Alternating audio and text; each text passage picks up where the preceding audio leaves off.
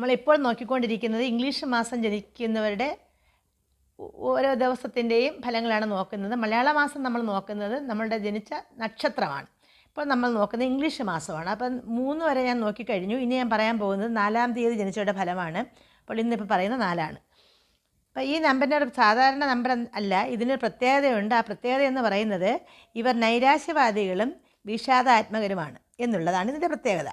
ഇവർ മറ്റുള്ളവരോട് വഴക്കുണ്ടാക്കുന്ന അപൂർവമാണെങ്കിലും ഇവർക്ക് ധാരാളം അറിയപ്പെടാത്ത ശത്രുക്കളും ഉണ്ടായിരിക്കും. അതുകൊണ്ട് തന്നെ ഇവരുടെ ജീവിതത്തിൽ പല വൈഷമ്യങ്ങളും നേരിടും. ഇവരുടെ നിരാശാബോധവും ലോലമായ ഹൃദയവും ഒരു പ്രത്യേകതയാണ്.